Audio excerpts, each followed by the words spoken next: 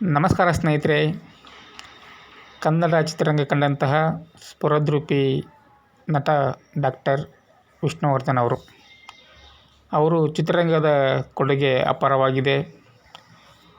ಅವರು ಬದುಕಿದ್ದಾಗ ಅವರ ಚಿತ್ರಗಳಿಗೆ ಯಾವುದ್ಯಾವುದೋ ರೀತಿಯಲ್ಲಿ ತೊಂದರೆ ಕೊಡ್ತಾಯಿದ್ರು ಅಂತ ನಾವು ಕೇಳ್ಪಟ್ಟಿದ್ವಿ. ಅವರ ವೈಯಕ್ತಿಕ ಬದುಕಿನಲ್ಲಿ ಕೂಡ ಬೇರೆ ಬೇರೆ ರೀತಿಯಲ್ಲಿ ತೊಂದರೆ ಕೊಡ್ತಾಯಿದ್ರು ಅಂತ ಕೇಳ್ಪಟ್ಟಿದ್ವಿ.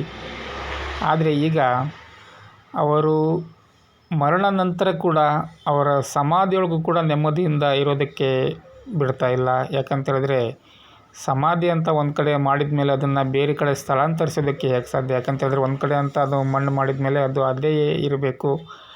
ಅದು ಬಿಟ್ಟು ಅದು ಬೇರೆ ಕಡೆ ಶಿಫ್ಟ್ ಆಗಬೇಕು, ಅದಾಗಬೇಕು ಇದಾಗಬೇಕಂತ ಕೋರ್ಟು ಕಚೇರಿ ಅಂತ ಎಲ್ಲ ಮಾಡಿ ತುಂಬಾ ಒಂದು ದೊಡ್ಡ ರೀತಿಯಲ್ಲಿ ಸಮಸ್ಯೆ ಆಗಿದೆ. ಅವರ ಕುಟುಂಬ ವರ್ಗದವ್ರಿಗೆ ಆಗಿರ್ಬೋದು, ಅಭಿಮಾನಿಗಳಿಗಾಗಿರ್ಬೋದು, ಎಲ್ರಿಗೂ ಕೂಡ ಇದು ಒಂದು ತುಂಬಾ ಬೇಜಾರಿನ ಸಂಗತಿ ಅಂತಲೇ ಹೇಳ್ಬೋದು. ಇದಕ್ಕೆ ಕಾರಣಕರ್ತರು ಯಾರ್ಯಾರು ಏನೋ, ಆದರೆ ಸರ್ಕಾರ ಕೂಡ ಒಂದು ಸರಿಯಾದ ಒಂದು ಈ ಒಬ್ಬ ಮಹಾನ್ ಕಲಾವಿದನಿಗೆ ಗೌರವದಿಂದ ನಡೆಸ್ಕೋಬೇಕಾಗಿತ್ತು.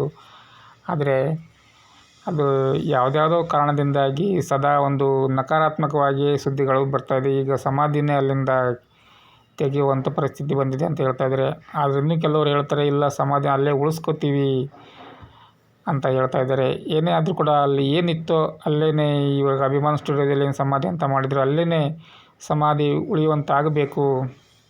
ಒಬ್ಬ ಮೇರು ನಟನಿಗೆ ಈ ರೀತಿ ಅನ್ಯಾಯ ಅಥವಾ ಅವಮಾನಗಳಾಗಬಾರ್ದು ಅನ್ನೋದು ನಮ್ಮ ಒಂದು ಅನಿಸಿಕೆ. ಏನೇ ಆದರೂ ಕೂಡ ಬದುಕಿದ್ದಾಗ ನೆಮ್ಮದಿ ಇಲ್ಲದೆ ಬದುಕಿದ್ರು ಅಂತ ಹೇಳ್ತಾರೆ. ಹಾಗೆ ಸತ್ತ ಮೇಲೂ ಕೂಡ ಸಮಾಧಿಯೊಳಗೂ ಕೂಡ ಸಮಾಧಾನ ಇಲ್ಲ ಅನ್ನುವಂಥದ್ದು ಬೇಜಾರಿನ ವಿಚಾರ. ಸಂಬಂಧಪಟ್ಟವರು ಇದ್ರ ಬಗ್ಗೆ ಮಾತಾಡ್ತಾ ಇದ್ದಾರೆ. ಆದಷ್ಟು ಬೇಗ ಸಮಸ್ಯೆ ಪರಿಹಾರ ಆಗಲಿ ಅನ್ನೋದು ನಮ್ಮ ಒಂದು ಆಶಯ.